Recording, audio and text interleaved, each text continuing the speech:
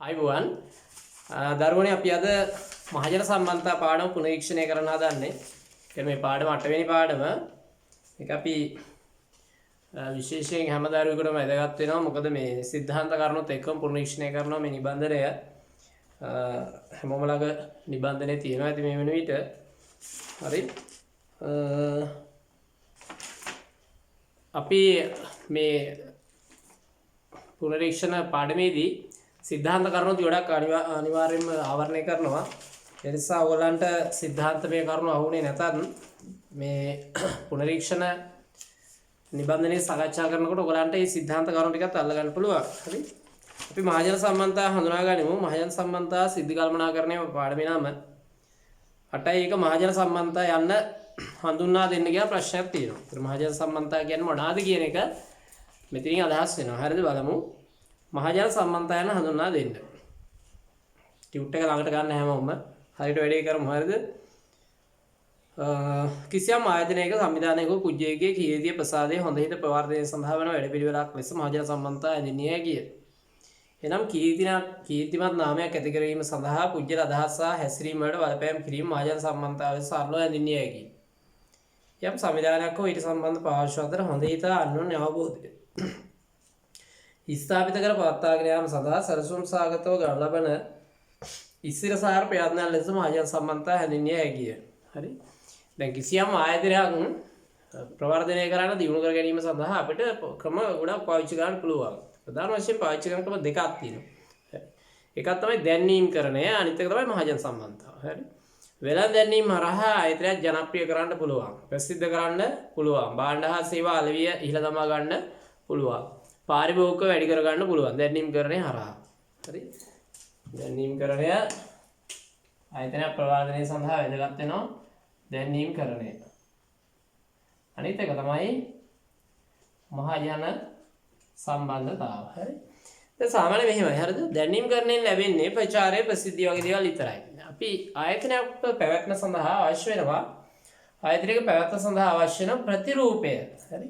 හොඳ නම. හරි. ඊට පස්සේ ආයතනය කෙරෙහි මිනිසුන්ගේ විශ්වාසය, හරි, බැඳීම, ඒ වගේ දේවලුත් අවශ්‍යයි. අන්න ඒ සඳහා තමයි මහජන සම්බන්ධතා සැලසුම් සකස් වෙන්න ඕන. පුජ්‍යලයකට වෙන්න පුළුවන්, ආයතනයකට වෙන්න පුළුවන්, සංවිධානයකට වෙන්න පුළුවන්, ඕනම තැනකට. රාජ්‍ය ආයතනයක් වෙන්නත් පුළුවන්, පෞද්ගලික ආයතනයක් වෙන්නත් පුළුවන්.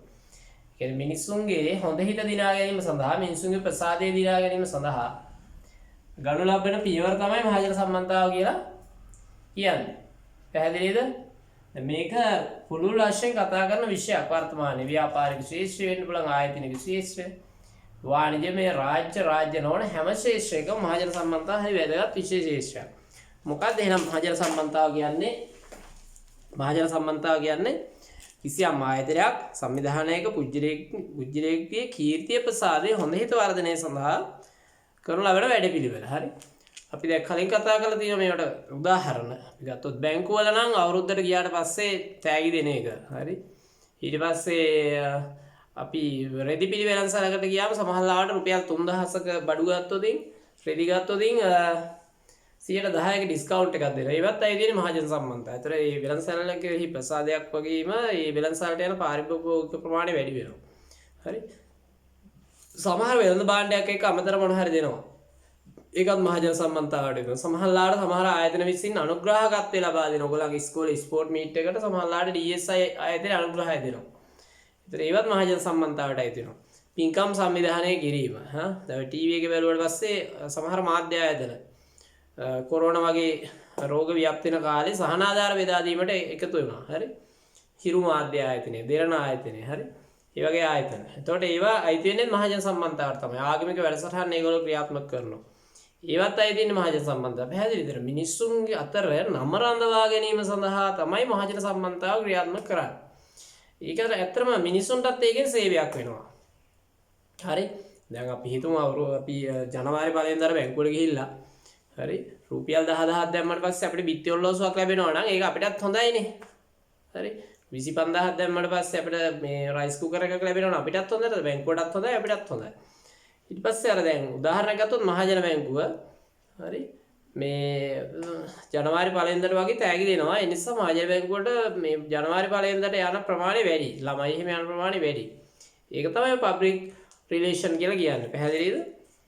න්‍යායික වශයෙන් මහජන සම්බන්ධතා සංකල්පය ගොඩනැගුණේ 20 වන සියවසේ මැද භාගයේ පමණ වෙයි.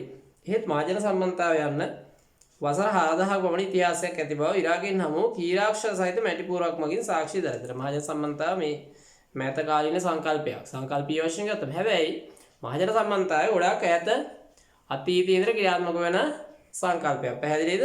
කොච්චර ඉතිහාසයකට යනවද කියලා නම් සාක්ෂි හම්බ වෙනවා වසර 4000කට විතර කලින් කීරාක්ෂර කියලා අකුරු වලින් ලියලා තිබුණ මැටි පුවරුවක සඳහන් වෙලා තියෙනවා ගොවියන්ට වගා කටයුතු පිළිබඳ උපදෙස්. ඉරාකයේ. ඒක තමයි මහජන සම්බන්ධතාව පිළිබඳව පැරණිම සාක්ෂි හම්බෙන තැන නේද? දියුණුව කීරාක්ෂර සහිත මැටි පුවරුවක් මගින් සාක්ෂි දරයි. ඕනෑම ආයතනයකට සංවිධානයේ තාපයත්ව සඳහා මහජනය අවශ්‍ය වේ. දියුණුව සඳහා මහජනය අවශ්‍ය වේ. බැවින් ඔවුන් සමග හොඳ සම්බන්ධතාවයක් පවත්වා ගැනීමෙන් හොඳ හිත විශ්වාසය ගොඩනගාගත යුතුයි. මේ සඳහා අනුගමනය කරන විවිධ පියවර හා ක්‍රියාකාරකම් මහජන සම්බන්ධතාවට ඇත්තේ. එය සංවිධානයක අභ්‍යන්තරික වශයෙන්ද බාහිර වශයෙන්ද සිදුවිය හැකියි. ඒතර මහජන සම්බන්ධතාව ආයතනයක අභ්‍යන්තරික වශයෙන් සිදු වෙන්නත් පුළුවන්. අභ්‍යන්තර සහ බාහිර වශයෙන් සිද්ධ වෙන්න පුළුවන්. හරි? දැඟලුම් කර්මාන්තශාලාවක අවුරුදු 20ක් තියෙනවා නම් අපි ඒකට කියන්නේ අභ්‍යන්තර මහජන සම්බන්ධතාව කියලා. පැහැදිලිද කියන්නේ? ඊට පස්සේ අපි පන්තියකින් කොහේ හරි විනෝද චාරිකාවක් යනවා නම් ඒකට අපි කියන්නේ අභ්‍යන්තර මහජන සම්බන්ධතාව කියලා. හරි? එතකොට අපි හිතමු අපි බැංකුවකින් ගණන්දුරුකරුවන්ට තෑගි දෙනවා නම් ඒකට අපි කියන්නේ බාහිර මහජන සම්බන්ධතාව කියලා. බැංකුවේ සේවක සේවිකාව අයිති වෙන්නේ යම් ආයතනයක සේවක සේවිකාව අයිති වෙන්නේ අභ්‍යන්තර මහජන කණ්ඩායම.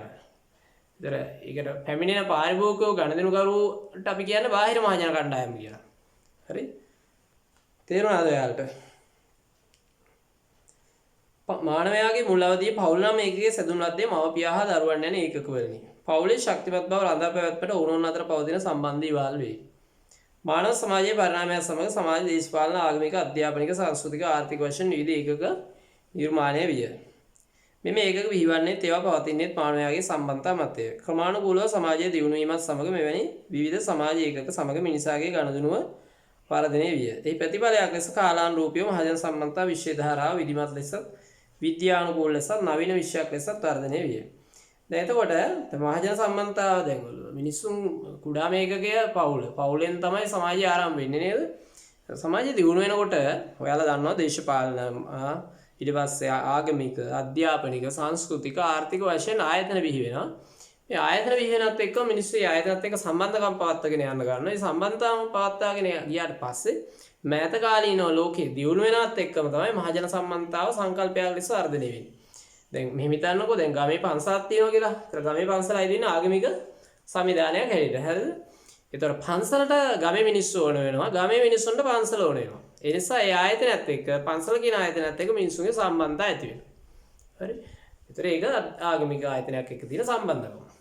පාසල ගත්තොත් අධ්‍යාපනික ආයතනයක් ගමේ දෙනවා. පාසලට ගමේ මිනිස්සු ඕන වෙනවා. ගමේ දරුවෝ ඕන වෙනවා. පාසල පවත්වාගෙන යාම සඳහා ළමයි එන්න ඕන. ඒ වගේම ළමයින්ට පාසල ඕන වෙනවා. හරි? ගමට පාසල ඕන වෙනවා. එතකොට මේ දෙක අතර සම්බන්ධයක් ගොඩනගෙනවා. හරි? ඊට පස්සේ ගමේ තියෙනවා නම් කඩයක්, වෙළඳසැලක්. වෙළඳසැලේ මුදලාලට ගමේ මිනිස්සු ඕන වෙනවා. ව්‍යාපාරي පවත්වාගෙන යාම සඳහා. හරි? ගමේ මිනිස්සුන්ට බඩු භාණ්ඩ මිලට ගැනීම සඳහා කඩේ ඕන වෙනවා. හරි? ඔය ආර්ථික. හරි බැංකුවක් ගත්තොත් නගරේ තියෙන බැංකුව මිනිසුන්ට ඕන වෙනවා මිනිසුන්ට බැංකුව ඕන නැහැ. ඔය දෙගොල්ල අතර එහෙනම් බැංකුවයි මිනිස්සුයි අතරයි මිනිස්සුයි බැංකුවයි අතරයි සම්බන්ධයක් තියෙන්න ඕනේ. පන්සලයි මිනිස්සුයි අතරයි මිනිස්සුයි පන්සලයි අතර සම්බන්ධයක් තියෙන්න ඕනේ. හරි? එතකොට පන්සලේ හා මිනිස්සුන්ගේ පැවැත්ම සඳහා මහජන සම්බන්ධතා ක්‍රියාවලියක් තියෙන්න ඕන. නැත්තම් දෙගොල්ලන්ටම අවාසියක් සිද්ධ වෙනවා. හරි? ඒත් බැංකුව හා බැංකුවට එන ගණන්දුරුකරුවෝ අතර හොඳ සම්බන්ධයක් තියෙන්න ඕන. නැත්තම් දෙගොල්ලන්ටම අවාසියක් සිද්ධ වෙනවා. හරි? ඒතර අන්න ඒ වගේ තමයි මහජන සම්බන්ධතාව ගොඩ නැගුණේ. එක ආයතනත් එක්ක මිනිස්සුන්ගේ සම්බන්ධතාවය ඇති කිරීම සඳහා. දැන් මෑත කාලේ මීට අවුරුදු 50ක මීට අවුරුදු 70ක විතර ඉතිහාසය. කියන්නේ 1950 දී විතර 1950 දශකයේ විතර මහජන සම්බන්ධතාව කියන එක සංකල්පයක් විදිහට ගොඩ නැගිලා ඒක ව්‍යාපාරික වශයෙන් ආයතනික වශයෙන් විධිමත්ව ක්‍රියාත්මක කරන්න පටන් ගත්තා. හරිද? කිසියම් සමාජයකයක් විසින් කරන ලබන කටයුතු වෙත මහජන අවධානය යොමු කර ගැනීමටත් ඒ අවධානය මගින් පෙරලා ඒ සමාජ ආයතන වඩා සවිබල ගැනීමට කරන වැඩපිළිවෙලක් ලෙස මහජන සම්බන්ධතා හැදින්නේ හැකිය. හරි. අද වන විට වාණිජමය හෝ වාණිජමය නොවන රාජ්‍ය හෝ රාජ්‍ය නොවන ඕනෑම සංවිධානයකට සිය පැවැත්ම සඳහා මහජන සම්බන්ධතා අවශ්‍යව තිබේ. මහජන සම්බන්ධතා සංකල්පය කෙමෙන් වර්ධනය වීමත් සමග වෙළඳාම, ව්‍යාපාරික කටයුතු, කර්මාන්ත, රෝහල්, සමිති සමාගම්, රාජ්‍ය පරිපාලන කටයුතු, රාජ්‍යනවල සංවිධාන ආදී සෑම ශේෂ්ත්‍රයකම රැකියා කේන්ද්‍රීය ක්‍රියාවලියක් ලෙස ව්‍යාප්ත විය. එතකොට මහජන සම්බන්ධතාව කියන එක අර අපි කලින් කිව්වා වගේ වාණිජමය වෙන්න පුළුවන්, වාණිජමය නොවන වෙන්න පුළුවන්, ඕනම කෙනෙකුට අවශ්‍යයි තමන්ගේ සංවිධානයේ පැවැත්ම සඳහා. අපි හිතමු ගමේ කඩයක් තියෙනවා කියලා. කඩ දෙකක් තියෙනවා කියලා. එක කඩේක මුදලාලි මිනිස්සුත් එක්ක හොඳින් කතා කරනවා. මිනිස්සුන්ට සුහදශීලී. හරි. මිනිස්සුන්ගේ ගමේ මල ගෙදරට මගුල් ගෙදරට සහභාගී වෙනවා. හරි. තව කඩයක් තියෙනවා මිනිස්සුත් එක්ක සුහදශීලී නෑ. මරණයට මගුලට සහභාගී වෙන්නේ නැහැ. ඒ නිසා ටික කාලයක් යනකොට අර මිනිස්සුත් එක්ක සුහදශීලීව ඉන්න කඩේ පවතිනවා. අනිත් කඩේ වැහිලා යනවා. මොකද මිනිස්සු යන්නේ නැහැ නේ කඩේ. මම සරලම උදාහරණයක් කියන්නේ තමයි මහජන සම්බන්ධතාව කියලා කියන්නේ. එහෙනම් ඔබට පැහැදිලි එහෙනම් මහජන සම්බන්ධතාව කියලා කියන්නේ ඔන්න ඔය වගේ සංකල්පයක් හඳුන්වා දෙන්න කියලා ඔයගලන්ට සරල විස්තරයක් ලියන්න ආවොත් ඔය වගේ විස්තරයක් ලියා ගන්න. හරි මම හිතන්නේ දැන් කියපු දේවල් පැහැදිලි ඇති. ඔයගොල්ලෝ නෝට් එක ආයේ එකවරක් කියවගන්න. ඒතර හොඳට අවබෝධ කරගන්න පුළුවන්. ඔයාලා හැමෝම කුමන හෝ මහජන සම්බන්ධතාව වැඩ පිළිවෙලකට සම්බන්ධ වෙලා ඇති. හරි ඒ කියන්නේ දැන් ඔයගොල්ලෝ ගමේ ඔයගොල්ලෝ සහභාගී වුණා නම් සමිතියකින් කරන ලේදන් දීමේ වැඩසටහනකට ඒකත් මහජන සම්බන්ධතාවයට අයිති වෙනවා. ගමේ සමිතියට ප්‍රසාදයක් ලැබෙනවා. ගමේ සමිතිය ලේදන් දීමේ වැඩසටහනක් ක්‍රියාත්මක කරනවා. ඕගොල්ලන් ඉස්කෝලේ ප්‍රදර්ශනයක් තිබ්බම ඕගොල්ලන් ඉස්කෝලේට හොඳ නමක් ලැබෙනවා. හරි. ලස්සනට සාර්ථකව බිග් මැච් එක සංවිධානය කරාට පස්සේ පාසලට ගෞරවයක් ලැබෙනවා. ඒවා තමයි ඒවා පාසලේ ක්‍රියාකාරකම් වගේම අනිත් පැත්තෙන් මහජනයාගේ ප්‍රසාදය ලැබෙන ක්‍රියාකාරකම්. පැහැදිලිද? හරි. මහජන සම්බන්ධතාවයෙන් සැලසුම් සහගතව කරන්නත් ඕන. සැලසුමකින් තොරව කරොත් ඒකේ හානි සිද්ධ වෙන්නත් පුළුවන්. දැන් අපි උදාහරණයක් ගත්තොත් පහුගිය දවස්වල නුවරඑළියේ තිබුණා ලොකු අවුරුදු උත්සවයක්. හරි. ඒ නිසා කොරෝනා ව්‍යාප්ත වුණා. දැන් මොකද උනේ? අර නගරාධිපතිට ප්‍රසාදය ගන්න තිබිච්ච වැඩේ මොකද උනේ? දැන් අප්‍රසාදය දැන් තියෙන්නේ. මහජන සම්බන්ධතාව හරියට ක්‍රියාත්මක කරේ නැති වුණොත් එතන සැලසුම් සහගතව ක්‍රියාත්මක කරේ නැති වුණොත් අර ප්‍රසාදේ වෙනුවට අප්‍රසාදය ලැබෙන්න පුළුවන්. හරි. අපි හිතමු දැන් හරි ඒ නිසා හැම වෙලාවෙම මහජන සම්බන්ධතාව සැලසුම් සහගතව ක්‍රියාත්මක කරන්න ඕන. හරි. එහෙනම් මහජන සම්බන්ධතාව හඳුන්වා දෙන්න කියන කොටස තමයි මම අවසන් කළේ. ඊට පස්සේ බලමු 8.2 මහජන සම්බන්ධතාව ආරම්භය හායි වර්ධනයේ සිදු වූ ආකාරය යම් සංවිධානයක ආයතනයක හොඳ හිත කීර්තිය ප්‍රවර්ධනය කිරීම සඳහා යොදා ගන්න ලබන සැලසුම් සහගත ස්ථිරසාර ක්‍රියාවලියක් ලෙස මහජන සම්බන්ධතාව සරලව හැඳින්විය හැකියි. දැන් කලින් ප්‍රශ්නයක කොටසුත් මෙතන තියෙනවා මේ වෙන ප්‍රශ්නයන්නේ. දැන් කලින් ඇහුවේ මහජන සම්බන්ධතාව හඳුන්වලා දෙන්න කියලා. ඒක විවාහ දෙන්න පුළුවන්. ඒක නාවොත් මේක එන්න පුළුවන්. පැහැදිලි? ওই දෙක වෙන්නේ නැහැ. මහජන සම්බන්ධතාව ආරම්භය හා වර්ධනයේ සිදු ආකාරය වෙනවද දෙන්න කියලා අහන්නේ. කොහොමද මහජන සම්බන්ධතාව පටන් ගත්තේ? කොහොමද අද වෙන විට වර්ධනය වුනේ? ඉතිහාසය සහ අද. හරි. සමහරලාට අහන්න පුළුවන් මහජන සම්බන්ධතාවයේ විකාශනය පැහැදිලි කරන්න කියලා. යම් සංවිධානයක ආයතනයක හොඳ හිත කීර්තිය ප්‍රවර්ධනය කිරීම සඳහා යොදා ගන්න ලබන සැලසුම් සහගත ස්ථිරසාර ක්‍රියාවලියක් ලෙස මහජන සම්බන්ධතාව සරලව හැඳින්විය හැකියි. වර්තමානයේ විධිමත්ව වර්ධනය වූ සංකල්පයන් ලෙස මහජන සම්බන්ධතාව හැඳින්විය හැකියි.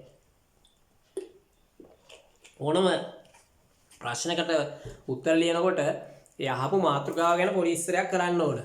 හරි. සංස්කෘතිය ගැන හෙවොත් සංස්කෘතිය කියන්නේ මොකක්ද කියලා පොඩ්ඩක් ලියන්න ඕන. මහජන සම්බන්ධතාවයත් මහජන සම්බන්ධතාව කියන්නේ මොකක්ද කියලා පොඩ්ඩක් ලියන්න ඕන. හරි. මහජන සම්බන්ධතාව සංකල්ප වශයෙන් ආරම්භ වන්නේ 20 වන සියවසේ මැද භාගයේදී පමණයි. ඒත් මහජන සම්බන්ධතාව ඉතිහාසයේ වසර දහස් ගණනකට ඈතකට දිව යන්නේ. කියන්නේ දැන් රචනාමය ප්‍රශ්නයක් ඇහුවම මාතෘකාව පිළිබඳව පොඩි හැඳින්වීමක් කරන්න ඕන පේරි පහකින් හයි. ඒ ඡේදය තමයි ලියලා තියෙන්නේ. හරි අපි කතා කරලා තියෙනවනේ කලින් ඡේද කීයක් තියෙනවද සාමාන්‍යයෙන් ඡේද 6ක් තියෙනවනේ රචනාවේ ප්‍රශ්නක ආරම්භක ඡේදය තියෙනවනේ අවසාන ඡේදය තියෙනවා මැද ඡේද 4ක් තියෙනවනේ ඒ කියන්නේ විස්තර අඩංගු ඡේද 4ක් හරි වචන 300ක් විතර වෙන්න ඕන වචන 300ක් විතර වෙන්න දල වශයෙන් පැති දෙකමාරක් හෝ තුනක් ලියා ගන්න ඕන දල වශයෙන් මේ කියන්නේ හරි අතීත මානව දෙවෙනි ඡේදය බලමු අතීත මානව සම්බන්ධතා මූලික මානව උමනා වෙනුවෙන් ගොඩනගා ගන්නා ලද සම්බන්ධය ලෙස හැඳින්විය හැකියි. එම සම්බන්ධතා ක්‍රමානුකූලව වර්ධනය වීම මහජන සම්බන්ධතා ලෙස ගොඩනැගීම කෙරෙහි බලපෑවි.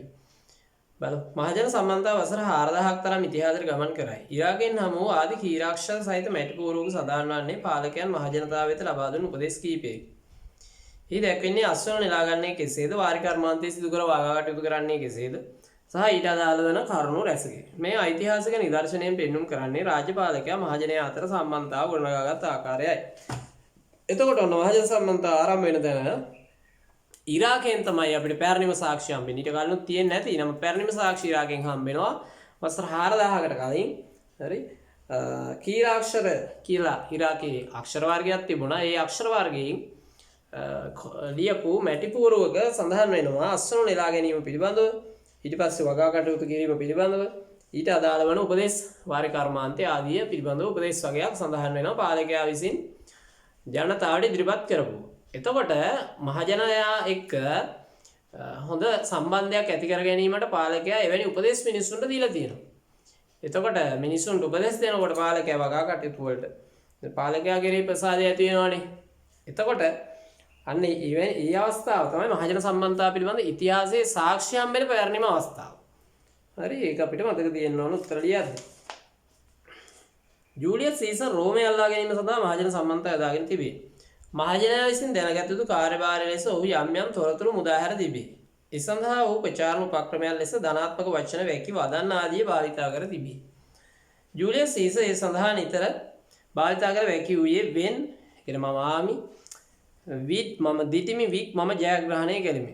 ඔය වගේ වචන පාවිච්චි කරලා තියෙනවා. හරිද? ඒ කියන්නේ ධනාත්මක වචන. යන්නයි. තවද ග්‍රීකවරුන් රෝමවරුන් තම සංස්කෘති ප්‍රවර්ධනය සඳහා මහජන සම්බන්ධතා කුසලතා යොදාගෙන තිබේ.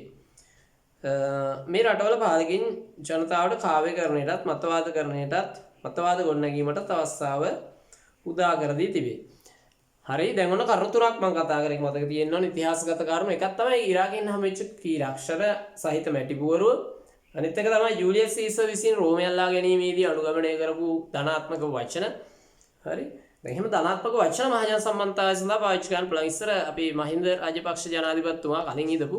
හරි, එතුමාගේ කාලේ එක එක වැඩසටහන් තිබුණා. සම්වර්ධන, ගම නැගුම, හරි, මග නැගුම, ඊට පස්සේ දිවි නැගුම තිබුණේ නේද? එක ගමකට එක වැඩක්. ඊට පස්සේ දැයට කිලුරද මොකද්ද තිබුණේ නේද ප්‍රදර්ශනයක්. ওই විදිහට එතුමා අර වැඩසටහන් කරනකොට ඒවට ධනාත්මක නමකුත් ඒදුවා. ධනාත්මක නමත් එක්ක වැඩසටහනට අර නව ජවයක් ලැබෙනවා.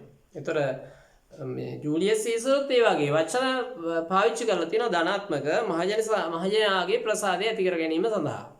මහජනයා අතර විශ්වාසය ගොඩනගා ගැනීම සඳහා. හරි, ඒ තමයි දෙවෙනි අවස්ථාව. තුන්වෙනි අවස්ථාව තමයි ග්‍රීකවරුන් රෝමවරුන් තම රටේ මිනිස්සු කාව්‍යකරණයට, නිර්මාණකරණයට, හරි, මතවාද ගොඩනැගීමට වගේ දේවල් වලට යොමු කරලා තියෙනවා. පැහැදිලිද? ඊළඟ ඡේදය. හරි, තමයි පැරණිම ඉතිහාසගත කරුණු. හරි, ඊළඟ ඡේදය දේශීය වශයෙන් ද මෙරට ඈත අතීතයේ සිටම විවිධ මානව සම්බන්ධතා ක්‍රියාකාරකම් පැවතී තිබේ. ඒක දේශීය වශයෙන් පොඩ්ඩක් ලියලා දාන්න මේ වගේ කියලා. අපේ රටේ ක්‍රියාත්මක වූ අත්තම් ක්‍රමය. ඒ කියන්නේ අත්තමට වැඩ කරන්න යනවා. හරිද? ඒගොල්ලන්ගේ ඊඩමේ ඒගොල්ලන්ගේ කුඹුරේ අපි අද ගොයන් කපන්න යනවා. ඒගොල්ලෝ අද අපේ කුඹුරේ ගොයන් කපන්න එනවා. ඒ වගේ ක්‍රමයක් තිබුණා සම්බන්ධතාවයේ. වැව්වමුණු හා විහෙර විහාර තැනීම නේද? රජවරුන්ගේ ප්‍රසාදය දිනා ගැනීම සඳහා පාලකව වැව්වමුණු විහෙර විහාර තනලා තියෙනවා. අනුරාධපුර පොළොන්නරුව විහාර පස්සේ එකම තැන මහා විශාල දාගැබ් ගොඩක් තියෙනවා. හරි, වැඩක් නැහැ නේ එකම තැන ගොඩක්. ඒ මොකද එහෙම එක තැන ගොඩක් හදන්නේ. එක තැන ගොඩක් හදන්නේ ඒගොල්ලන්ගේ අර මිනිස්සුන්ගේ ප්‍රසාදය ඇති කර ගැනීම සඳහා. අර රජුරවන්ට වැඩි ලොකු දාගැබක් මේ රජුරවද. මේ රජුරවන්ට වැඩි ලොකු දාගැබක් තව කෙනෙක් හදනවා. යා දාගැබක් හදනකොට තව කෙනෙක් පිළිමයක් හදනවා. යා පිළිමයක් හදනකොට තව කෙනෙක් හරි පොකුණක් හදනවා. තව කෙනෙක් විහාරයක් හදනවා. හරි, ඔය විදිහට එක එක රජවරු තමන් ගැන මිනිස්සු අතර ප්‍රසාදය ඇති කර ගැනීම සඳහා විහෙර විහාර, වැව්වමුණු මේ වගේ දේවල් ඉදි කරා. හරි, කලා කටයුතු ආදී මහජන සම්බන්ධතා ක්‍රියාවලිය ලෙස ඉගෙන කලා කටයුතු. හරි, ඔය බුද්ධදාස වගේ රජවරු මේ නෑ කලා කටයුතු කියන්නේ මේ මොනවාද සිතුවම් නිර්මාණය කිරීම. ඊට පස්සේ ඔය දේවාල තියෙන ඇම්බැක්කේ දේවාලය, එහෙම නැත්නම් ඉසුරුමුණි විහාරය, ඒ වගේ තැන්වල කලාත්මක නිර්මාණ රජවරුන්ගේ අනුග්‍රහයෙන් සිදු කරා. හරි, ඒක මිනිස්සු කැමති ඒවට. මිනිස්සු ඒතකොට ප්‍රසාදේ පළ කරනවා. හරි, දැන් උනත් එහෙමනේ. ඔය ඒ වගේ ක්‍රියාකාරකම් කරපු රජවරුන්ට තාමත් ප්‍රසාදය තියෙනවානේ. දුටුගැමුණු රජතුමා, දාදුසේන රජතුමා, හරි, ඊට පස්සේ මහා පරාක්‍රමබාහු රජතුමා, ඊට පස්සේ මේ කවුද සීගිරි කාශ්‍යප රජතුමා, හරි එහෙම සමහර රජවරු සේවය කරලා තිබුණේ ඒවට අගය කරන්න නැති අයත් ඉන්නවනේ. දැන් ගත්තම දළදා මාලිගාව හැදුවේ කවුද? ශ්‍රීවික්‍රම රාජසිංහ රජතුමා. ඒක කියන්නේ කට්ටිය එයා ලංකාවේ කෙනෙක් නෙවෙයි, සිංහල කෙනෙක් නෙවෙයි. සිංහල අය කරාම තමයි මේ අගය කරන්නේ. දෙමළ අය හොඳ වැඩක් කරොත් අගය කරන්නේ ලංකාවේ මිනිස්සු. එහෙමත් තියෙනවා නේද? එතකොට මේ මහනුවර නගරේ ගොඩක් දේවල් සම්වර්ධනය කරේ ශ්‍රීවික්‍රම රාජසිංහ රජුරුවනේ. එතකොට ඒ වගේ ඒ රජවරුන්ගේ නම් පවතිනවා. ඒ රජවරුන්ගේ නම් පවතිනවා මහජනයාට ප්‍රසාදය ඇති වෙන දේවල් කරාම. පැහැදිලිද? කලා කටයුතු එහා සම්බන්ධ රජවරුන් විසින් සිදු කරන ලද තනතුරු තානාන්තර ප්‍රදානය කිරීම, රන් රිදී තෑගි කිරීම, ගම්මර ප්‍රදානය ආදීද මහජන සම්බන්ධ අර්ථයෙන් භාවිතයට ක්‍රියා ලෙස හඳුනාගත හැකියි. ඒ කියන්නේ තනතුරු දෙනවා. හරි ඊට පස්සේ ගම්මර තෑගි දෙනවා. ඒ වගේ දේවල් රන් රිදී තෑගි දෙනවා. එහෙම. ඒ කියන්නේ මෙහෙමනේ අපි හිතමු විශාල හොඳ කලා කටයුත්තක් නිම කරාම ගම්මරයක් දෙනවා. එහෙම නැත්නම් ත්‍යාග ප්‍රදානය කරනවා. අපි හිතමු දළදා පෙරහැරේ ලස්සනම නැටුම් කණ්ඩායම් තෝරලා ඒගොල්ලන්ට තෑගි දෙනවා. ඒතර ඒවට මිනිස්සු කැමතියි ඇත්තටම. වර්තමානයේත් එහෙම තියෙනවනේ අගය කිරීම තියෙනවනේ වර්තමානයේ මේ රටේ තියෙනවනේ සම්මාන උළෙලවල් තියෙනවා. හරි උපහාර උළෙලවල් තියෙනවා. නේද? ගුණානුස්මරණ උළෙලවල් තියෙනවා. එහෙම තියෙනවනේ නායකයන්ගේ. එහෙම ඒවයිනුත් අදහස් වෙන්නේ මහජනයා කැමතියි අපි හිතමු. අපි හිතමු දැන් පහුගිය දවස්වක තිබුණා අපේ රටේ මොනවාද ලෝක කුසලානේ දිනාගෙන වසර 25ක් පිරෙන උත්සවය තිබුණා මේ අගමැතිතුමාගේ ප්‍රධානත්වයෙන් නේද? එතකොට එතන අපි දැක්කා ඒ හිටපු ක්‍රිකට් ක්‍රීඩකයෝ ඇවිල්ලා ඉන්නවා. එතකොට මිනිස්සු කැමතියි මේ වගේ දේවල් වලට. ඒගොල්ලෝ අගය කරාම. පැරණි රජ කාලෙත් මේ වගේ දේවල් සිද්ධ වෙලා තියෙනවා. හරි. ගම්මර ප්‍රධාන ආදී මහජන සම්බන්ධතා අර්ථයෙන් භාවිතයට ක්‍රියාල සඳුනාගත හැකියි. ස්වදේශීය මහජන සම්බන්ධතාවේදී ආගමික පූජකවරුන් හා පාලකයින්ගේ විවිධ ක්‍රියාකාරකම් කැපී පෙනේ. ඒතර ලංකාවේ නම් මහජන සම්බන්ධතාවලදී ආගමික පූජකවරු සහ විශේෂයෙන් බෞද්ධ ආගමික පූජකවරු සහ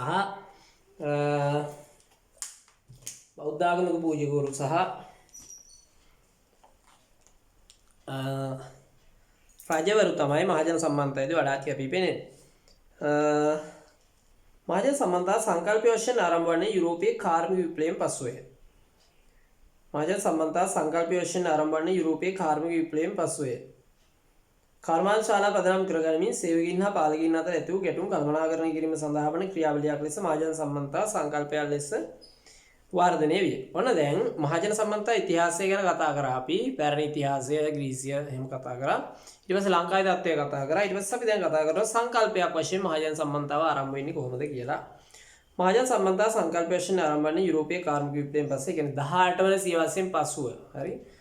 කර්මාන්තශාලා පදනම් කරගනිමින් සේවකයින් යුරෝපීය කාර්මික විප්ලවය කියලා කියන්නේ 17 18 වගේ සියවස් දෙකේ සිද්ධ වෙච්ච දෙයක්. එක දවසක දෙයක් නෙමෙයි කාර්මික විප්ලවය කියන්නේ. කාර්මික භාණ්ඩ හා සේවා නව සොයා ගැනීම, විද්‍යාත්මක සොයා ගැනීම, තාක්ෂණික සොයා ගැනීම වසර 100ක වගේ කාලයක් සිද්ධ වෙලා ලෝකෙ වෙනස් වෙනවා. අපි ඒකට කියනවා කාර්මික විප්ලවය කියලා. ඔයගොල්ලෝ කියනවා පුනරුදය කියලා නේද? නැත්නම් කාර්මිකකරණය කියලා. හරිද? යුරෝපයේ මූලික කරගෙන සිද්ධ වෙන්නේ මුද්‍රණ යන්ත්‍රය නිපද වෙනවා. හරිද? ඊට පස්සේ දුරකථනය නිපද වෙනවා. ඊට පස්සේ වේදනාලාව නිපදවනවා, සත්කම් ක්‍රම සොයා ගන්නවා, ඉන්ජෙක්ෂන් ක්‍රම සොයා ගන්නවා, දුරේක්ෂය සොයා ගන්නවා, අනීක්ෂය සොයා ගන්නවා. හරි? විදුලි බල්බය සොයා ගන්නවා. ඒවත් එක්ක කාර්මික මේ මෝටර රථය සොයා ගන්නව නේද? වාෂ්ප එන්ජිම සොයා ගන්නවා, දුම්රිය එන්ජිම සොයා ගන්නවා. ඔය සොයා ගැනීමත් එක්කම කාර්මික විප්ලවයක් ඇති වෙනවා. හරිද? කාර්මික විප්ලවයත් එක්ක කර්මාන්තශාලා විශාල වශයෙන් බිහි වෙනවා. හරිද? කර්මාන්තශාලා පදනම් කරගනිමින් සේවකයන් හා පාලකයින් අතර ඇති වූ ගැටුම් කළමනාකරණය කිරීම සඳහා වන ක්‍රියාවලියක් ලෙස මහජන සම්බන්ධතා සංකල්පයක් ලෙස වර්ධනය වේ. ඊට පස්සේ මේ 18 වෙනි සියවසේ විතර කර්මාන්තශාලා විශාල වශයෙන් ඇති වෙනවා. ඒවයි සේවකයෝ සහ පාලකයෝ අතර හැමතිස්සෙම ගැටුම් ඇති වෙනවා. හරි? වැටුප් සම්බන්ධ ගැටුම් ඇති වෙනවා. හරි? ඊට පස්සේ වැඩ කිරීමේ කාලය සම්බන්ධ ගැටුම් ඇති වෙනවා. විවේකයේ සම්බන්ධව ගැටුම් ඇති වෙනවා. ඒ වගේ. එතකොට එවැනි අවස්ථාවල ඉඳපු විද්වතුන් සමහර අය කල්පනා කරනවා මේගොල්ලෝ මේ දෙගොල්ලෝ අතර හොඳ සම්බන්ධයක් ඇති කරේ නැති වුණොත් ඉන්නා මේ කර්මාන්තශාලාවල වැඩ කටයුතු සාර්ථකව කරගෙන යන්න බෑ කියලා. හරි? ඇමරිකාවේ පෙන්සිල්වේනියාවේ දුම්රිය මාර්ග ගල්ලංගුරු කර්මාන්තශාලාවල ලක්ෂ කමාරක පිරිසක් විසින් සිදු කළ සේවක වර්ජනයක් පදනම් කරගනිමින් මහජන සම්බන්ධතාවක් ක්‍රියාත්මක කළ අයුලි ඒ කියන්නේ 1890 විතර තමයි මේ ආරම්භ වෙන්නේ. 1890 ඉඳලා 1910 විතර අවුරුදු 20ක විතර කාලයක් මේ ප්‍රශ්න තිබුණා. ක්‍රියාත්මක කළ අයුලි ප්‍රථම මහජන සම්බන්ධතා කාර්යාලය 1904 නිව්යෝර්ක් නුවරදී ආරම්භ කළේය. හරිද? අයුලිය කියන පුජ්‍යලයා තමයි හිතර මහජන සම්බන්ධතා සම්බන්ධව ප්‍රථම කාර්යාලය පිහිටවන්නේ නිව්යෝර්ක් නුවරදී. පළමුව හා දෙවන ලෝක සංග්‍රාම සමයේදී මහජන සම්බන්ධතා පිළිබඳව දැඩි අවධානයක් යොමු විය. යුද්ධය උදෙසා දෙපාර්ශ්වයම මහජන සම්බන්ධතා ඇති කර ගැනීම සඳහා නොගස් මහජන සම්බන්ධතා උපක්‍රම භාවිතා කරලා දී. දැන් පළමු දෙවන ලෝක යුද්ධවලදී හරි යුද්ධයට සම්බන්ධ පාර්ශ්ව අතොත් දෙවන ලෝක යුද්ධ ගමු. එක පැත්තකින් ජර්මනිය, ඉතාලිය ප්‍රමුඛ සතුරු පාර්ශ්වික රටවල්, අනිත් පැත්තෙන් එංගලන්තය, ඇමරිකාව ප්‍රමුඛ මිත්‍ර පාර්ශ්වික රටවල්. හරි යුද්ධයක් කරන්න බෑ මහජනතාවගේ ප්‍රසාදය නැතුව. හරි නැත්නම් මහජනයාගේ සහයෝගය නැතුව. ඒ නිසා සතුරු පාර්ශ්වික රටවල් මෙන්ම මිත්‍ර පාර්ශ්වික රටවල් හැම වෙලාවෙම මහජනයාගේ සහාය ලබා ගත්තා මේ යුද්ධය සඳහා. හරි ඒතර මහජනයාගේ සහාය ලබා ගැනීම සඳහා මහජනයා එක්ක හොඳ සම්බන්ධයක් ඇති කර ගැනීම සඳහා විවිධ උපක්‍රම ඒගොල්ලෝ ක්‍රියාත්මක කරා. හරිද? මහජන සම්බන්ධ ඇති කර ගැනීම සඳහා නිකුත් මහජන සම්බන්ධ උපක්‍රම භාවිත කරනවා දී. හරි මම උදාහරණයක් කියන්නම්කෝ. ලංකාවේ යුද්ධයක් තිබුණ කාලේ ඔයගොල්ලන්ට යන්තම් හරි මතක ඇති 1000 ගොඩක් තිබුණා අවුරුදු 30ක විතර කාලයක්. ඒකේදී අවසාන යුද්ධේ කාලේ හරි ට්‍රූප් වාහිනී ගුවන් විදුලි පුවත්පත්වල නිතරම රණවිරුවන් අගය කරන ගීත දැන්වීම හරි ඊට පස්සේ විෂුවල් ඒ වගේ දේවල් ප්‍රදර්ශනය කරලා රටේ ජනතාව යුද්ධයෙන් මේ ප්‍රශ්නේ විසඳන්න ඕන කියන මානසිකත්වය හැදුවා ජනතාව තුළ. ඒ නිසා යුද්ධය ලේසියෙන්ම දිනා ගන්න පුළුවන් වුණා අපිට. එහෙම නැතුණා නම් ඒ කියන්නේ මිනිස්සුගේ මානසිකත්වයත් හැදෙන්න ඕන. මේක අවසන් කරලා දාන්න ඕන කියන තැනට මානසිකත්වය හැදෙන්න ඕන. ඒ කාලේ දීපු පාලකයෝ යුද්ධේ ජයග්‍රහණය කර ගැනීම සඳහා ඒ වගේ හොඳ මානසිකත්වයක් මිනිස්සු තුළ ඇති කරා. රණවිරුවන්ට ගෞරවණීය තැනක් සමාජය තුළ ඇති කරා. ඒවත් එක්ක යුද්ධේ පහසු වුණා දිනා ගන්න. පැහැදිලිද? අන්න ඒ වගේ ඕනෑම යුද්ධයකදී මහජනයාගේ සහයෝගය අවශ්‍ය වෙනවා. ඒ සඳහා මහජන සම්බන්ධතා උපක්‍රම ක්‍රියාත්මක කරන්න. 1942 වර්ෂයේ දෙවන ලෝක යුද්ධය ආරම්භය. එල්මර් ඩේවිස් විසින් සමහර දේවල් තියෙනවා හයිලයිට් කරගන්න. එල්මර් ඩේවිස් විසින් යුද්ධය සම්බන්ධ තොරතුරු බෙදා දීමේ කාර්යාලය පිහිටුවනලාදී එම කාර්යාලය දෙවන ලෝක යුද්ධයට මහජන සහයෝගය ලබා ගැනීම උදෙසා විවිධ මහජන සම්බන්ධතා උපක්‍රම භාවිතා කරන ලදී. හරි. ඒතර මේ සංක්ෂිප්තව අවශ්‍ය තොරතුරු ටික තමයි දාලා තියෙන්නේ. ඒතර යුද්ධය සම්බන්ධව තොරතුරු ලබා ගැනීමේ කාර්යාලයක් එල්මර් ඩේවිස් විසින් තමයි පිහිටුවන්නේ. ප්‍රථම මහජන සම්බන්ධතා කාර්යාලය IVD විසින් තමයි පිහිටුවන්නේ. මහජන සම්බන්ධතා සංකල්පීය වශයෙන් න්‍යායාත්මකව ගොඩනැංවීමට 1945 එඩ්වඩ් එල් බර්නිස් විසින් රචනා කළ ලද පබ්ලික් රිලේෂන් නම් කෘතිය හේතු විය. මෙහිදී බර්නිස් විසින් මහජන සම්බන්ධතා උදෙසා ආචාර විද්‍යාවේ ඇති වැදගත්කම පෙන්වා දෙන ලදී. 1950න් පසු මහජන සම්බන්ධතා වෘත්තියක් ලෙස වර්ධනය වේ. අද වන විට සමාජ ආර්ථික දේශපාලනික වෘත්තීය ආගමික ජනවාර්ගික සංස්කෘතික පෞද්ගලික ආදී සියලු ශේෂ්ත්‍රවල මහජන සම්බන්ධතා සංකල්පය වෘත්තීය මට්ටමින් න්‍යාප්ත වී තිබේ. හරි. ඔන්න දැන් එහෙනම් ඔය උත්තරේ ලියවෙන්න ඕන. ඔයගලගෙන් අහුවොත් මහජන සම්බන්ධ ආරම්භය සහ වර්ධනය පෙන්වන්න කියලා අහුවොත් ඕක තමයි උත්තරේ. ඊට පස්සේ 1950 දශකයෙන් පස්සේ මේක වෘත්තීයමය වශයෙන් හරි ඊට පස්සේ 1950 දශකයෙන් පස්සේ මේක රැකියාවක් විදිහට ආයතනවල සංවිධානවල මහජන සම්බන්ධතාව ක්‍රියාත්මක වෙනවා. හරි සැලසුම් සාගතව ගොඩාක් රාජ්‍ය ඉහළ ආයතනවල වාර්ෂික මහජන සම්බන්ධතා සැලැස්මක් හදනවා. ඒ සැලැස්ම සඳහා මේ මුදල් වෙන් කිරීමක් සිද්ධ වෙනවා. හරි ඒ විදිහට කටයුතු කරනවා. බැංකුවල විශේෂයෙන් පෞද්ගලික ආයතනවල මාධ්‍ය ආයතනවල සේවක සේවිකාවන් වෙනුවෙන් විනෝද චාරිකා සුවද හමු හරි පාරිභෝගිකයන් වෙනුවෙන් තෑගි ලබා දීම හරි වෙසක් පොසොන් ඇසළ වගේ උත්සව වලට එහෙම නැත්නම් වෙනත් ආගමික උත්සව වලට අනුග්‍රහය ලබා දීම ඒවා සැමරීම හරි දැන් අපි උදාහරණයක් ගත්තොත් කාගිල් ආයතනය ගත්තන් පස්සේ සිංහල අලුත් අවුරුදු කාලේ දැන් නම් ඔහි දවසේම දුන්නේ. ඔයගොල්ලෝ කාද හරි දැකලා ඒගොල්ලන්ගේ වෙළඳසැල් වල සිංහල අලුත් අවුරුදු කාලේ අලුත් අවුරුදු විදිහට සරසනවා. සමහරලාට ඒ වැඩ කරන සේවිකාවෝ දේශීය විදිහට ඇඳගෙන ඉන්නවා ඒ සතියක් විතර. වෙසක් කාලේට වෙසක් විදිහට සරසනවා. හරි. නත්තල් කාලේට නත්තල් විදිහට සරසනවා. හරි වැඩ කරන අය නත්තල් අර තොප්පියක් හට් එකක් දාගෙන වැඩ කරන්නේ. නත්තල් සීපත් කරන්න. එතන ඒතර කතෝලික භක්තිකයන්ගේ ගෞරවයේ ප්‍රසාදය ඇති වෙනවා. අන්න ඒවා තමයි මේ ආයතනික වශයෙන් කරන මහජන සම්බන්ධතා සැලසුම. මම හිතන්නේ ඔබට මහජන සම්බන්ධතාව පිළිබඳව සහ මහජන සම්බන්ධතාවය ආරම්භය හා වර්ධනය පිළිබඳව පැහැදිලි අදහසක් තියෙනවා ඇති. 8.3 මහජන සම්බන්ධතාව පිළිබඳ ජේම්ස් ග්‍රූනින් හා ටොට් හාන්ට් විසින් ඉදිරිපත් කළ ආකෘති 4 විස්තර කරන්න. චුට්ටක එක තියලා මුලින්ම සංකීර්ණ නිසා අපි චුට්ටක් ඊළඟ එකට යමු. ඒ කියන්නේ තුන්වෙනි ප්‍රශ්නය තියලා හතරවෙනි ප්‍රශ්නයට යමු. ෆිලිප් ජේ කිචන් මහජන සම්බන්ධතා මූලධර්ම හා කාර්ය කියලා කෘතියක් ලියනවා. මෙම කෘතියේ මහජන සම්බන්ධතාව අවශ්‍යතාව හා වැදගත්කම් පිළිබඳව කරුණු 4ක් විස්තර කරනවා. මේ කරුණු 4 සාකච්ඡා කරමු. හරි දැන් ඔයගොල්ලන් අහන්න පුළුවන් මහජන සම්බන්ධතාවයේ වැදගත්කම් 4ක් විස්තර කරන්න කියලා සාමාන්‍ය විදිහට. එතකොට මොනවද ලියන්න ඕන කියලා මම වෙනම දෙන්න. හැබැයි මේ ෆිලිප් ජේ කිචන් ඉස්සින් සම්බන්ධ කියපු කාරණා මම වෙන දීලා ඇති ඔයගොල්ලන්ගේ තියරි ටියුටර් නමුත් අපි රිවිෂන් එකෙත් ඒ අදාළ කරුණු අඩුවක් නැතුව දාලා තියෙනවා. මොකද රිපීට් කරන එකක් නේ අපි කරන්නේ. යාලි මතක් කරන එක. ඒතර අර තියෙන ඔක්කොම මේ එතනදිත් මතක් වෙන්න ඕන. පළවෙනි කාරණය ෆිලිප් ජේ කිචන්ගේ මහජන සම්බන්ධතාව කිසියම් කළමනාකරණ කාර්යයක් සිදු කරයි. මහජන සම්බන්ධතාව ආයතනයක් සංවිධානයක නිසි ලෙස කළමනාකරණයට වැදගත් වන බව ෆිලිප් ජේ කිචන් පෙන්වා දෙයි. කුණම ආයතනයක වැදගත් අංශයක් ලෙස කළමනාකාරීත්වය හඳුන්වා දිය හැකියි. මහජන සම්බන්ධතාව විධිමත්ව සැලසුම් සාගතව ක්‍රියාත්මක කරන විට ආයතනය හා සම්බන්ධ විවිධ පාර්ශ්ව ආයතනය වටා අවබෝධයෙන් ඒකරාශී වේ. විශේෂයෙන් ආයතනයක අභ්‍යන්තර මහජන සම්බන්ධතාව පවතින විට සේවක සේවිකාවන් විධිමත්ව ක්‍රමානුකූලව තම කටයුතු කරගෙන යාමේ වැඩි නැඹුරුවක් පෙන්눔 කරයි. මන්දයත් හොඳ මහජන සම්බන්ධතාවක් පාලන අධිකාරියා හා සේවක පිරිස අතර පවතින විට පාරිභෝගිකයන්ට හොඳ සේවයක් ලබා දීමට ඔවුන් උත්සාහ කරයි. එවිට කළමනාකරණ කාර්යය නිරායාසයෙන්ම සිදුවේ. එතකොට ආයතනයක් කළමනාකරණය වීම සඳහා මහජන සම්බන්ධතාවය අතිශය වැදගත් වෙනවා. විශේෂයෙන් මේ කළමනාකරණය කර ගැනීමේදී අභ්‍යන්තරික මහජන සම්බන්ධතාව හරි වැදගත් වෙනවා. අපි ගත්තොත් ආයතනයක් පාලන අධිකාරිය සේවක සේවිකාවන්ට හොඳ වැටුප් ගෙවනකොට ඒගොල්ලන්ට දිරිදීමනා ගෙවනකොට ඒගොල්ලන්ට සුවදව සලකනකොට හරි ඒගොල්ලෝ අපි හිතමු දැන් ගාමන් ෆැක්ටරියක් කියලා අතර රාත්‍රී වැඩ කරනවා. රෑ වැඩ කරනකොට ආයතනයේ විසින් හරි නොමිලේ රෑ කෑම එක දෙනවා. හරි ඊට පස්සේ රෑ 10ට 11ට විතර තේ එකක් දෙනවා. හරි මොන හරි කෑම එක. ඊට පස්සේ රෑ වැඩ ඉවරුණාට පස්සේ ඒක හැම ළමයාම ගෙවල් වලට ගෙනල්ලා වස්සනවා වාහනේකින්. දැන් අන්න ඒ වගේ දේවල් අයිති වෙන්නේ ප්‍රාමහජන සම්බන්ධතාවය. ඒතර ඒගොල්ලෝ සේවකයෝ එතකොට කැමැත්තෙන් වැඩ කරනවා. එතකොට ආයතනයේ කළමනාකරණය කර ගැනීම සඳහා ආයතනයේ හොඳින් පවත්වාගෙන යාම සඳහා මහජන සම්බන්ධතාවය වැදගත් වෙනවා.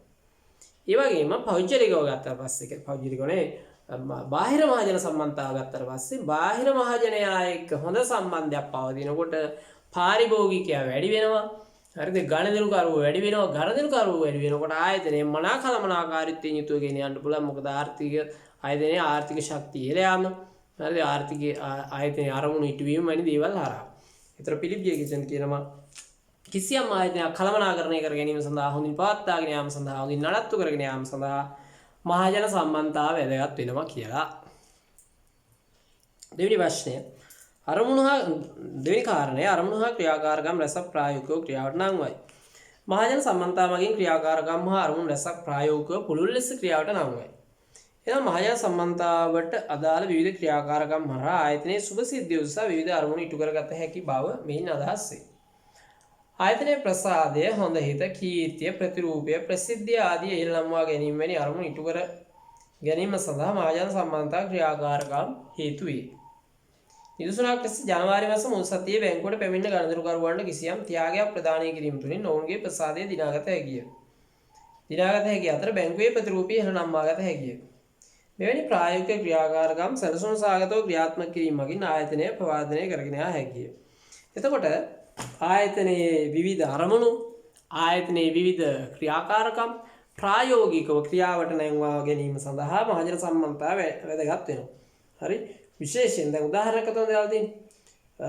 ජනවාරි මාස මුල් සතියේ බැංකුවට පැමිණ ගණදෙනුකරුවන්ට තෑග්ගක් දෙනවා කියලා හිතන්නකෝ. එතකොට ආයතනයේ ප්‍රසාදයේ ප්‍රතිරූපී ඉහළ යනවා. එතකොට ආයතනයේ වැඩ කටයුතු පහසුවෙන් කරගෙන යාම සඳහා අවශ්‍ය මහජන සහයෝගය නිතරම ලැබෙනවා. ඒතර ආයතනය හැමනිතරම විවිධ ක්‍රියාකාරකම් ක්‍රියාත්මක කිරීමේදී මහජන සම්බන්ධතාවය වැදගත් වෙනවා. ඒ කියන්නේ මොනහරි ආයතනයේ කටයුත්තක් ක්‍රියාත්මක කිරීමේදී මහජනයාගේ සහයෝගය, මහජනයාගේ සහභාගීත්වය නිතර ලැබෙනවා. හොඳ සම්බන්ධයක් පවතිනකොට. කොට පැහැදිලිද? ඊළඟට තුන්වෙනි කාරණේ ලියා ගන්න. මහජන සම්බන්ධතාව ද්විපාර්ශ්වික හෝ තුන්වෙනි කාරණය මහජන සම්බන්ධතාව ද්විපාර්ශ්විකව හෝ අන්‍යෝන්‍ය වශයෙන් ක්‍රියාත්මක වේ. මහජන සම්බන්ධතාව ද්විපාර්ශ්විකව හෝ අන්‍යෝන්‍ය වශයෙන් ක්‍රියාත්මක වේ. මහජන සම්බන්ධතාව ද්විපාර්ශ්විකව හෝ අන්‍යෝන්‍ය වශයෙන් ක්‍රියාත්මක වේ. මහජන සම්බන්ධතාව ද්විපාර්ශ්විකව හෝ අන්‍යෝන්‍ය වශයෙන් ක්‍රියාත්මක වේ. හරිද?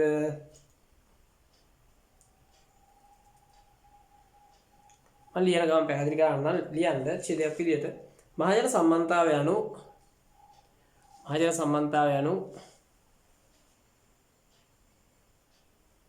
ද්විපාර්ශ්වික වූවකි.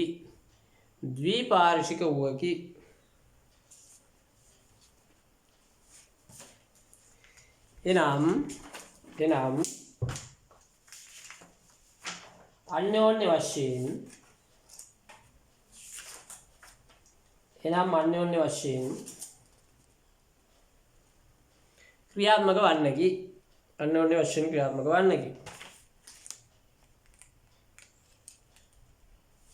අන්‍යෝන්‍ය වශයෙන් ක්‍රියාත්මක වන්නකි. එනම් යම්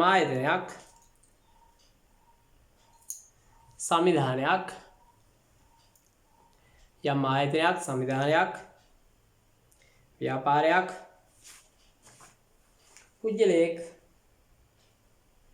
පුජ්‍යලයක් තමන් අයත්වන මහජන කණ්ඩායම සමග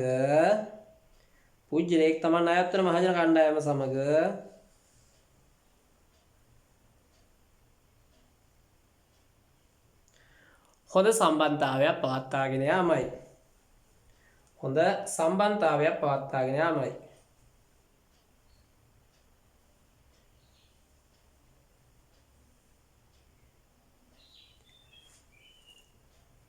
මෙහිදී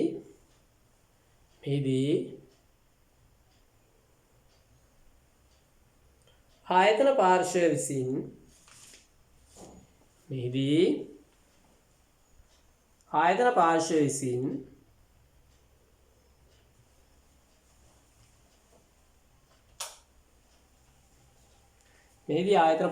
විසින්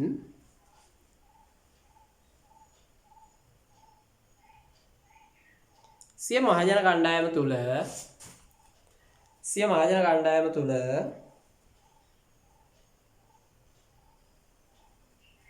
කණ්ඩායම තුළ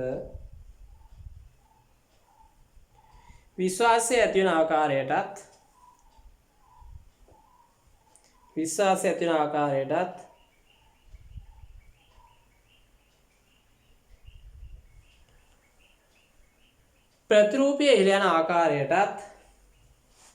ප්‍රතිරූපය ඉහළ යන ආකාරයටත් විශ්වාසය ඇති වන ආකාරයටත් ප්‍රතිරූපය ඉහළ යන ආකාරයටත්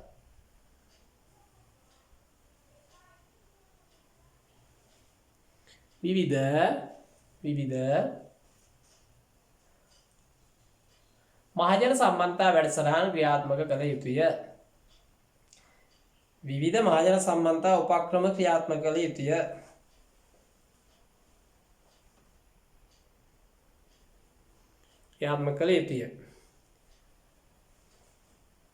එවිට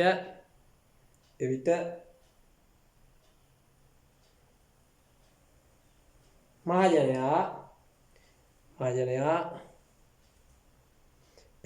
පෙරලා කියන ආපසුනේ මහජනයා පෙරලා ආයතනය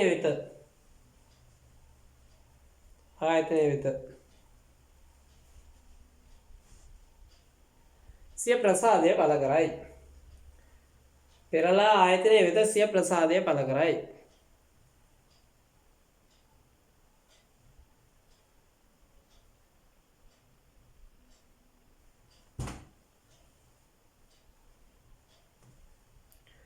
මේ ආකාරයට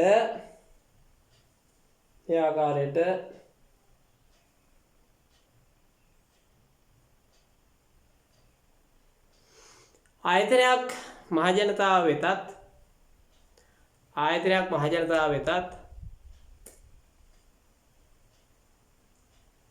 ආයතනයක් මහජනයා වෙතත් මහජනයා ආයතනයේ වෙතත් මහජනයා ආයතනයේ වෙතත් මහජනයා ආයතනයේ වෙතත් දක්වන්නා වූ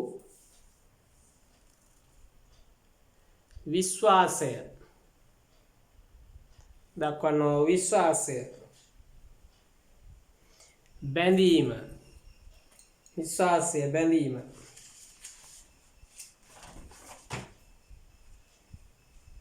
දෙපාර්ශ්වයේම සුබ සාධනය සඳහා හේතු වේ. දෙපාර්ශ්වයේම සුබ සාධනය සඳහා හේතු වේ. දෙපාර්ශ්වයේම සුබ සාධනය සඳහා හේතු වේ.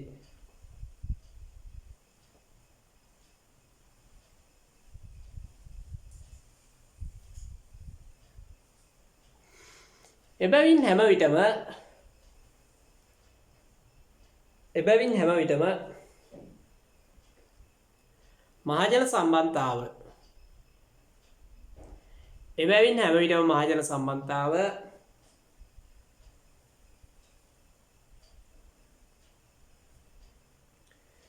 දෙපාර්ශ්වයටම වාසසහගත වන ලෙස ක්‍රියාත්මක විය යුතුය. හැම විටම මහජන සම්බන්ධතාව දෙපාර්ශ්වයටම වාසසහගත වෙන ලෙස ක්‍රියාත්මක විය යුතුය. දෙපාර්ශ්වයටම වාසසහගත වෙන ලෙස ක්‍රියාත්මක විය යුතුය.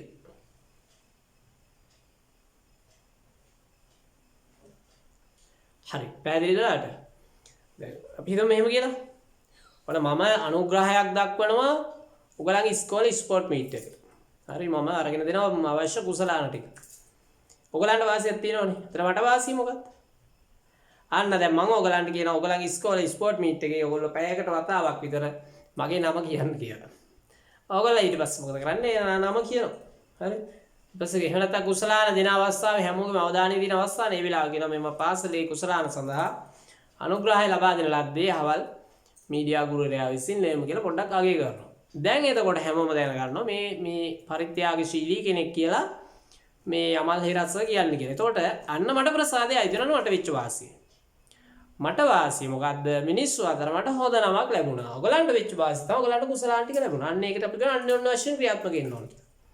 හරි. බැංකුවට රුපියල් 10000ක් දැම්මට පස්සේ ඔරලෝසුවක් දෙනවා කිව්වම අර රුපියල් 10000 බැංකුවට ලැබෙනවා. ඒක ඉතින් අවුරුද්දක් විතර ගන්න බෑ. එහෙම ඒගොල්ලෝ හදලා තියෙනවා. ඒ බැංකුවට 10000ක් ලැබෙනවා අපිට ඔරලෝසුවක් ලැබෙනවා. ඒගොල්ලන්ට වාසිය. ඒතර අපි කරන්නේ අන්‍යෝන්‍ය වශයෙන් ක්‍රියාත්මක වෙනවා. හරි. නෙක්ස්ට් මෝල් පෙට්ටියක් එක්ක දෙනවා මාක් හරි තෑග්ගක්. අපි දෙනවා ඉඳපුවා නෙක්ස්ට් මෝල් පැකට් එකක් එක්ක දෙනවා මොනවාද මොන හරි බීම කුඩු පැකට් එකක් හරි එහෙම නැත්නම් තේකොළ පැකට් එකක් හරි දෙනවා. හරි. එතකොට මිනිස්සුන්ට තේකොළ පැකට් එකක් හම්බ වෙනවා. නෙක්ස්ට් මෝල් ආලි වීඩියෝ කියලා යනවා ඒ දවස්වල. තේකොළ එක ගන්න මිනිස්සු නෙක්ස්ට් මෝල් එකක් මිලට ගන්න try කරනවා. හරිද? ඒතර ඒ විදිහට අර ඔයගොල්ලෝ දැකලා ඉතින් සමහර නිෂ්පාදනත් එක්කම නිතර මොන හරි අමතර හම්බ වෙනවනේ. හරි පොඩි ළමයි පත්‍ර ගන්න ගියාම පත්‍රෙත් එක්ක රූපකොලයක් හම්බෙන්නේ. රූපකොලය ගන්න ඕන නිසා පත්‍රය ගන්න ඕනේ. ඒතර ළමයාට රූපකොලය හම්බ වෙනවා පත්‍රෙත් එක්ක. ඔය වර්ෂේ අපි කරන්නේ අන්‍යෝන්‍ය වශයෙන් ක්‍රියාත්මක වෙනවා කියලා. පැහැදිලිද නෝට් එක? හරි. අපි දැන් කරුණු තුනක් ලියුවා ෆිලිප් ජේ කිචන්ගේ. එකක් තමයි මහජන සම්බන්ධතාව කල්පනාකාරී කාර්යය සිදු වෙනවා, අරමුණු ක්‍රියාත්මක කරනවා සහ දීපාර්ශ්ව වශයෙන් ක්‍රියාත්මක කරනවා කියන එක. ඊළඟ එක තමයි හතර ලියා ගන්න. ඉඩ තියෙනවනේ 6 වෙනි පිටු. මහජන සම්බන්ධතාව දිගු කාලීන සම්බන්ධතාව ගොඩනම් වයි. මේ හතරවෙනි කාරණේ. මහජන සම්බන්ධතාව දිගු කාලීන සම්බන්ධතාව ගොඩනම් වයි. මහජන සම්බන්ධතාව දිගු කාලීන සම්බන්ධතාව ගොඩනම් වයි.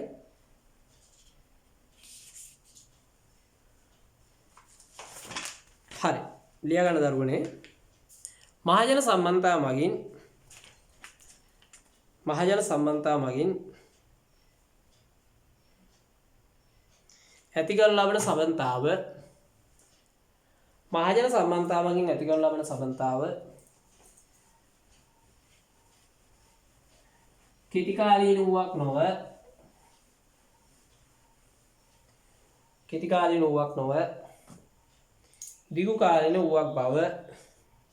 දිගු කාලීන වූවක් බව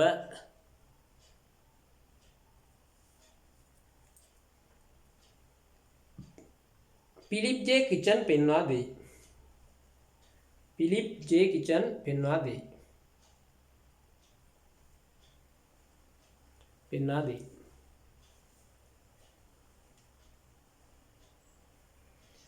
කුමන හෝ සංවිධානයක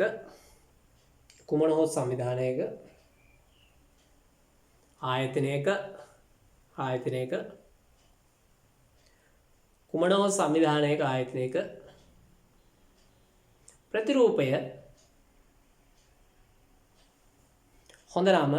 ප්‍රතිරූපය හොඳ නම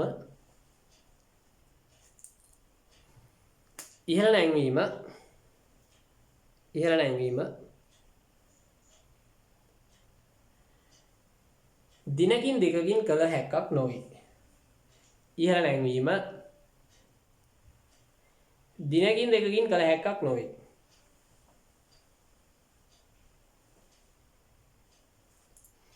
ඒ සඳහා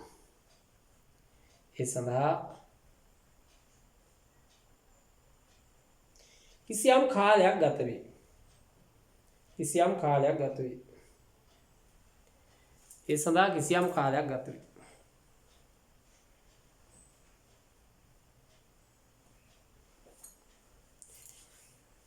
කෙටිකාලීන මහජන සම්බන්ධතා උපක්‍රම මගින්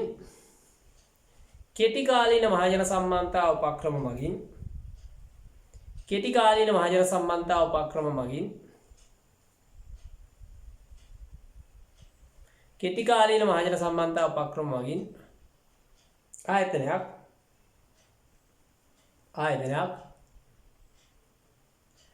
ප්‍රවර්ධනය කළ නොහැක.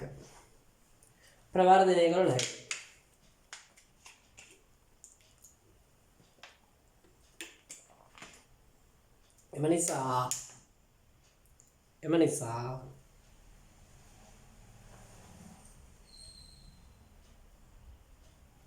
හැම විටම මහජන සම්බන්ධතා සැලසුම් සකස් විය යුත්තේ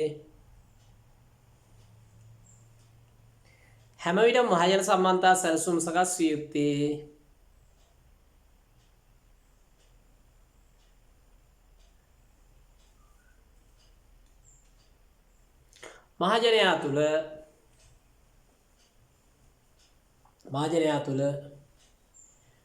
දීර්ඝකාලීනව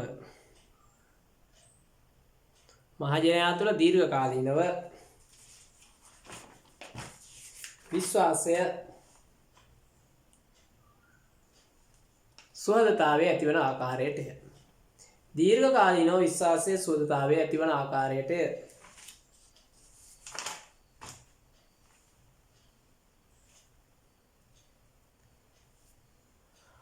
හරි. පැහැදිලි නෑලට මහජන සම්බන්ධතාවය එතකොට විතර අපි හිතමු මම කියලා අපිට තව කොටසක් තියෙනවා කරන්න. අපි ඒක අවසන් කරමු තව පොඩි වෙලාවක් අරගෙන. දැන් අපි මම කියලා එතන මට අමල් හේරත් කියන නමේ ළමයි තුල ප්‍රසාදය අවුරුද්දක් තිබිල වැඩක් නැහැ. සුමානයක් තිබිල වැඩක් නැහැ. ඒතර මට දීර්ඝකාලීන හරි ප්‍රසාදය තියෙනවා. ඒතර මම යම් කිසි මහජන සම්බන්ධතා සැලසුමක් කරනවා නම් ඒක දීර්ඝකාලීනව ප්‍රතිඵල ලැබෙන විදිහට සැලසුම් වෙන්න ඕන. පැහැදිලිද? අපි හිතමු උදාහරණයකට ඔන්න දැන් අපි හැම අවුරුද්දකම ළමයි මේ පහුගිය අවුරුදු දෙකක කාලෙක ඉඳලා අපි හොඳ ලස්සන විභාගයට කලින් බෝධි පූජා පින්කමක් පවත්වනවා. මේ විෂයානුබද්ධව කතා කරන්නේ. ඒක ළමයිගේ පැත්තෙන් හොඳයි. හැබැයි තව පැත්තකින් ගත්තම මේක මහජන සම්බන්ධතා උපක්‍රමයක්. හරි. ඒ කියන්නේ දැන් අපි අවුරුදු 5ක් විතර වගේ කරනකොට මේක. දැන් උනත් එහෙමයි. දැන් උන අපි කන්ද විහාරයේම පහුගිය බෝධි පූජා පින්කම තියෙනකොට ආදි ශිෂ්‍යයා ගොඩක් ඇවිල්ලා හිටියා. ඒගොල්ලෝ ඇවිල්ලා අර අලුත්ෙන් එන ළමයින්ට මල් එහෙම දීලා එහෙම හරි ලස්සනට වැඩේ කරා. අතර දැන් අවුරුදු 2යි නෙවෙන්නේ අවුරුදු 5ක් විතර යනකොට ඔන්න ගොඩක් ආදි ශිෂ්‍යයෝ එන්න ගන්නවා මෙතන. ඊට පස්සේ අහන්න ගන්නවා කවදාවත් මේ තියෙන බෝධි පූජා පින්කම කියලා. ටික කාලයක් යනකොට ඊට පස්සේ දැන් එදා වුණත් අර දෙමව්පියෝ මා ලස්සන වැඩේ කරනවා. ඉතින් ඒක අපි කරන්නේ මේ ළමයින්ට ආශිර්වාදයක් සඳහා. නමුත් හැබැයි ප්‍රසාදයකුත් ලැබෙනවා ඒකෙන්. අන්න ඒකට කියනවා අපි දීර්ඝකාලීන ප්‍රසාදය කියලා. ඒතර කෙටි කාලීන ප්‍රසාදය ඇත්තරම ආයතනයකට ප්‍රයෝජනවත් නැහැ. දීර්ඝකාලීන අපි හිතමු අපේ රටේ ගත්තොත් DSI සමාගම. හරි. මැලිබන් සමාගම. හරි. ඒ සමහර ආයතන වල තියෙනවා දීර්ඝකාලීන ප්‍රසාදය. හේතුව මේ මහජනයා එක්ක භාණ්ඩ හා සේවා අලවියට අමතරව යම් සේවාවනුත් එහෙම නැත්නම් යම් මහජන සම්බන්ධතා කටයුතුත් ඒගොල්ලෝ ඉෂ්ට කරනවා. හරි. අපි නිකන් උදාහරණයක් ගත්තොත් මැලිබන් සමාගම විසින් අබේදාන කියන වැඩසටහනක් ගවීන් නිදහස් කිරීමේ වැඩසටහනක් ක්‍රියාත්මක.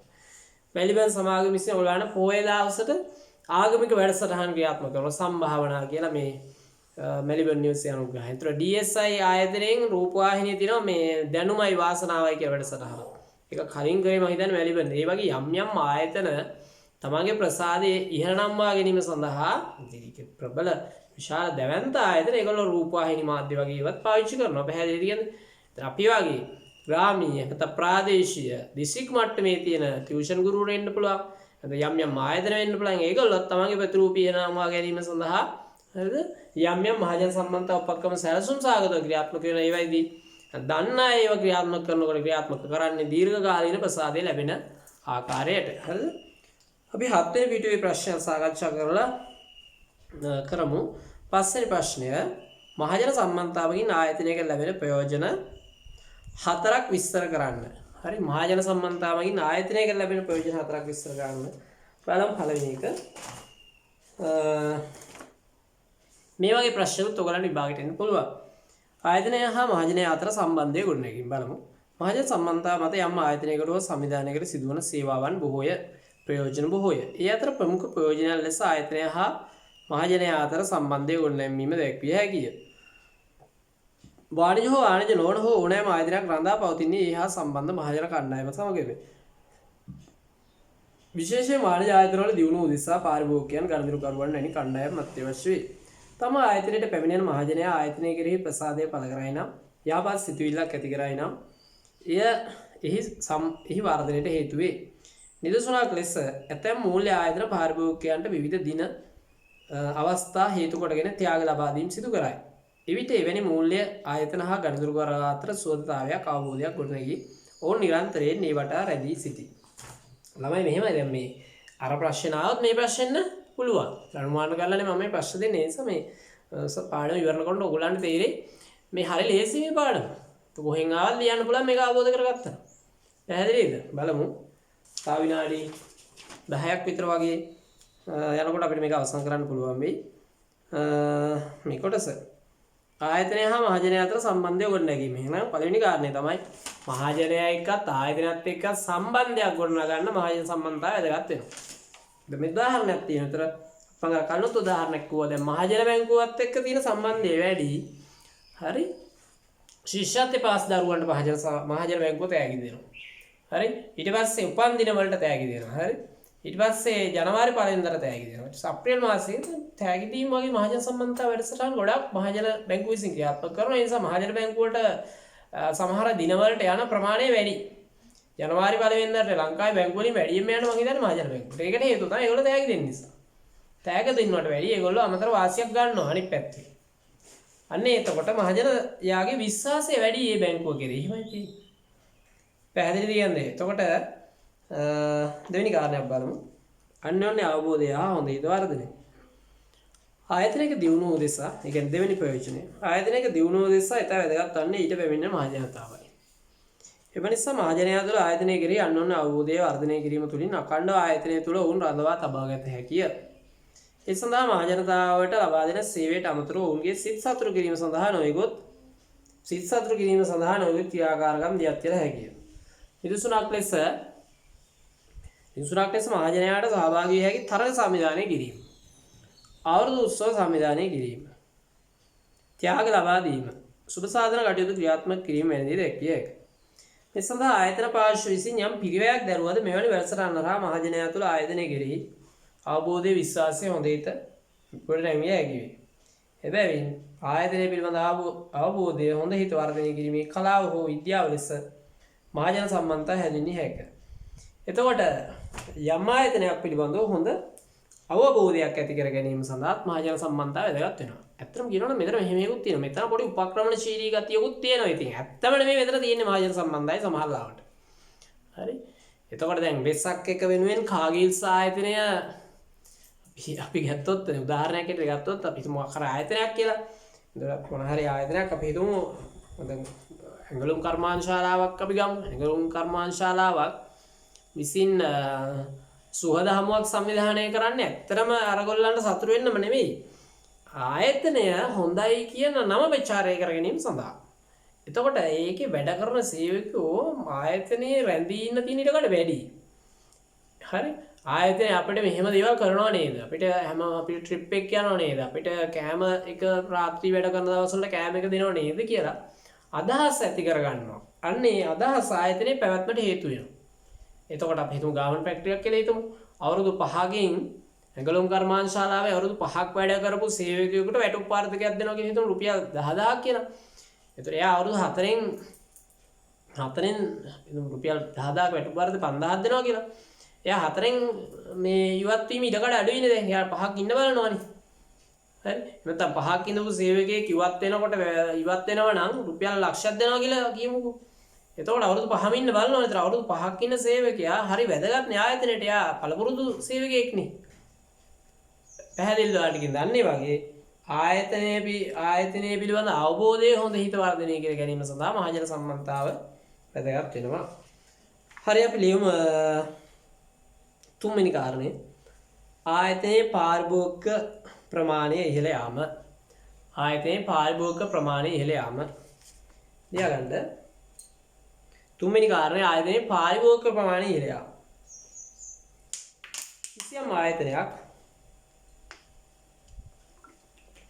කිසියම් ආයතනයක්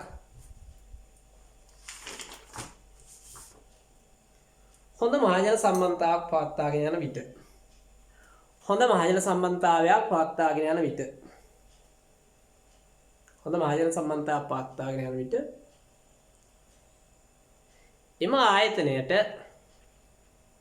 එම ආයතනයට පැමිණෙන පාරිභෝගික ප්‍රමාණය එම ආයතනයට පැමිණෙන පාරිභෝගික ප්‍රමාණය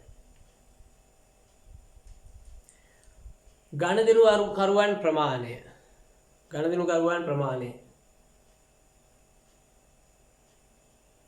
ඉහළ යාම නිරායාසයෙන්ම සිදුවේ. ඉහළ යාම නිරායාසයෙන්ම සිදුවේ.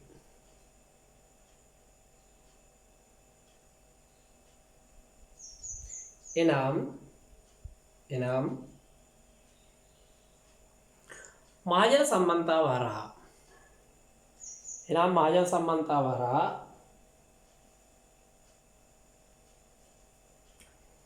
ආයතනයේ කීර්තිය ඉහළ යාම නිසා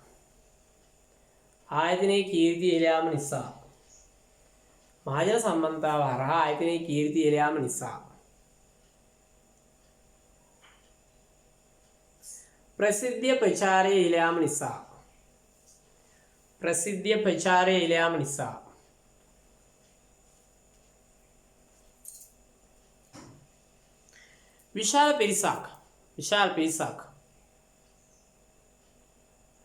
විශාල පිරිසක්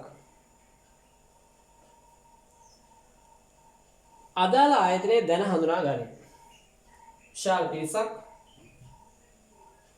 විශාල පිරිසක් අදාළ ආයතනයේ දැන හඳුනා ගනියි.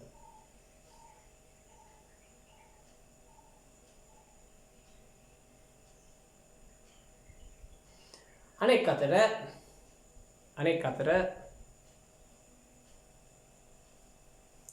එම ආයතනයේ හොඳ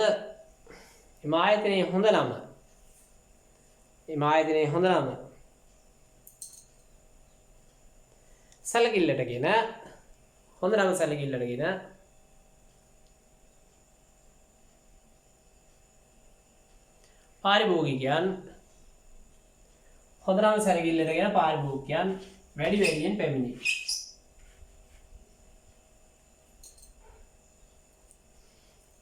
මේ ආකාරයට ආයතනයේ දියුණුවට මහජන සම්බන්ධතාව අතිශය වැදගත් වේ. මේ ආකාරයට ආයතනයේ දියුණුවට මහජන සම්බන්ධතාව අතිශය වැදගත් වේ.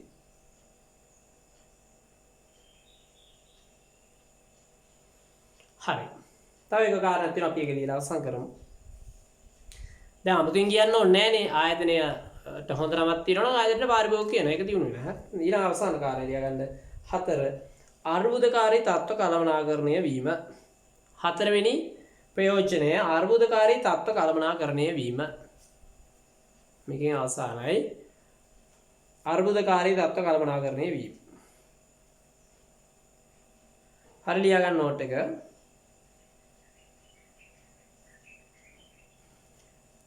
කිසියම් ආයතනයකට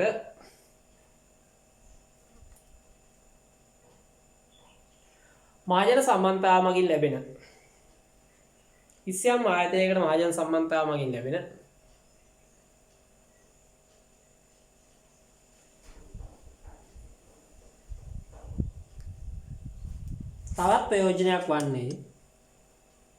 තවත් ප්‍රයෝජනයක් වන්නේ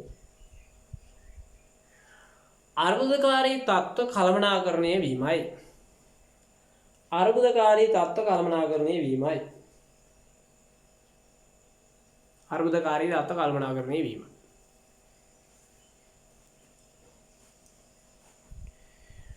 විශේෂයෙන්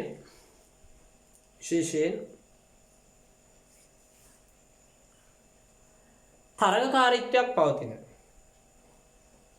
විශේෂයෙන් තරගකාරීත්වයක් පවතින ආයතනවල තරගකාරීත්වයක් පවතින ආයතනවල කමාව ව්‍යාපාරික ආයතනවල විවිධ ගැටලු අර්බුද ඉස්මතු වන අවස්ථා තිබේ. විවිධ ගැටලු අර්බුද ඉස්මතු වන අවස්ථා තිබේ.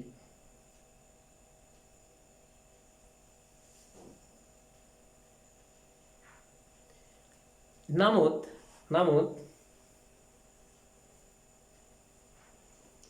ඉතා හොඳ මහජන සම්බන්ධතාවයක් පවතින ආයතනවල ඉතා හොඳ මහජන සම්බන්ධතාවයක්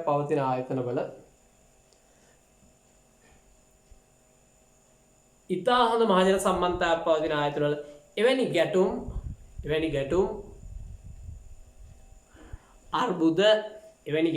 අර්බුද ඇතිවීමේ ඉඩකඩ අඩුය.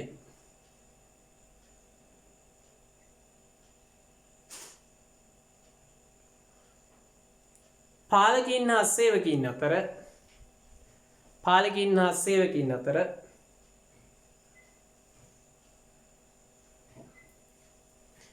ගැටලු ඇතිවීමේ ඉඩකඩ අඩුය.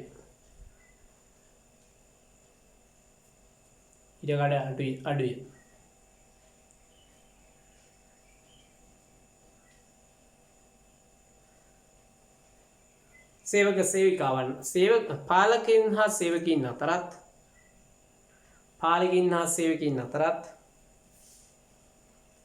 හා සේවකීන් අතරත්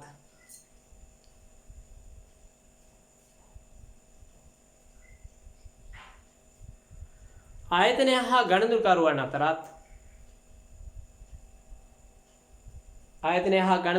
අතරත්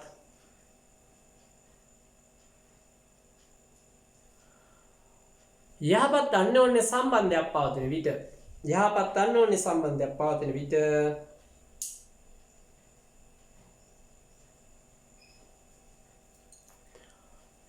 සම්බන්ධයක් පවතින විට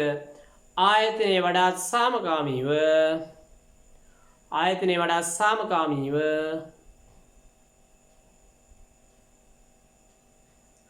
පවත්වාගෙන යාමේ හැකියාව ඇත.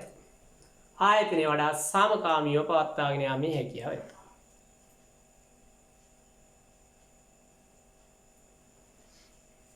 හරි. හොඳයි, එහෙනම් අද දිනේ අපි කරන්න සූදානම් කරගත්ත කොටස අවසానයි. අපි මහජන සම්බන්ධතාව කියන්නේ මොකක්ද කියන එක කතා කරා. මහජන සම්බන්ධතා ඉතිහාසය කතා කරා. ඔන්න පුළුවන් දෙපාරක් විතර වීඩියෝ එක ඕනම් බලන්න. මම වීඩියෝ එක අයින් කරන්න නැතුව තියන්න. අනිත් එක ෆිලිප් ජේ කිචන් විසින් මහජන සම්බන්ධතාව පිළිබඳව එක්ව අදහස් 4ක් කතා කරා. සමාජන සම්බන්ධතාවයේ ප්‍රයෝජන 4ක් කතා කරා. අපි හිමින් ඉතුරු පාඩම් කොටස් ටික සාකච්ඡා කරමු. ඔයගලන්ට පුළුවන් දෙපාරක් විතර අහන්න. ඔබට ගැටලුවක් තියෙනවා නම් අපේ WhatsApp group එකට යොමු කරන්න මම අවස්ථාවක් දෙනවා. ඒ අවස්ථාවේදී අහන්න පුළුවන්. මම ඒක පැහැදිලි කරන්නම්. ඒ වගේම ඔයගොල්ලෝ මේක ටියුට් එක නැවතත් හොඳින් කියව ගන්න. ඒතර හොඳින් අවබෝධ කරගන්න පුළුවන් වෙයි. එහෙනම් ඔබට සුබ දවසක්. ආයුබෝවන්.